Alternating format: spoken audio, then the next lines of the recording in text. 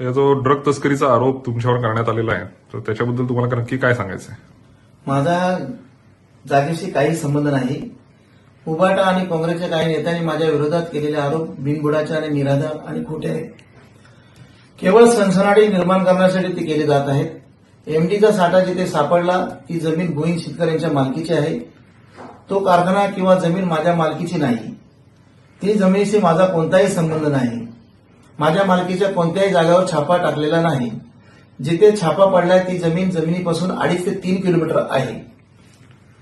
माझ्या जमिनीचा सातबारा 17/1 या क्रमांकाचा आहे. ही सातबारा आहे. अंतर छापा पडलेला त्या जमिनीचा सर्वे क्रमांक 4/1 आहे. आणि सुषमाताईंनी जरा माहिती घेऊन जर बोलले असते तर बरं झालं असतं.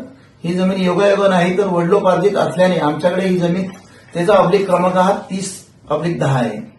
इथून जे घटना घडली आहे त्याचा कमीत कमी 15 ते 16 किलोमीटर अंतर आहे. आमच्या इथे कुठलेही 5 स्टार हॉटेल होणार नाही. इथे काही कृषी पर्यटन करण्याचा माझा मानस आहे. स्थानिकांना रोजगार मिळावा ही आमचा एक उद्देश आहे. आमची ही जागा रणजित शिंदेना विकण्यात आलेली आहे. त्याचे कागदपत्र आमच्याकडे उपलब्ध आहेत. रणजित शिंदे हा कुठे फरार झालेला नाही. तो गावातच आहे. तुम्ही त्याची खात्री करू शकता. पोलिसांच्या एफआयआर मध्ये रणजित शिंदे यांच्या नावाचा कुठेही उल्लेख नाही. त्याचा या गुन्ह्यात कोणताही संबंध नाही. पोलिसांनी स्पष्ट केलेले आहे. तिथल्या हॉटेलमधून आरोपींना कोणतेही जेवण जात नव्हतं हे पोलिसांनी चौकशीत सिद्ध केलेलं आहे. केवळ राजकीय दोषापोटी हे सर्व आरोप केले जात आहे. आमच्या कुटुंबाला बदनामी कट रचला जातोय. बदनामी करणाऱ्या कायदेशीर नोटीस मी देणार आहे. त्यांनी आरोप मागे घेतले नाहीत तर त्यांच्या विरोधात आबरू नुकसानाचा दावा दाखल केला जाईल. आणि जे आरोपी या गुन्ह्यामध्ये पकडलेले आहेत त्यांना सक्त आणि कठोर कारवाई झाली पाहिजे या मताचा मी आहे.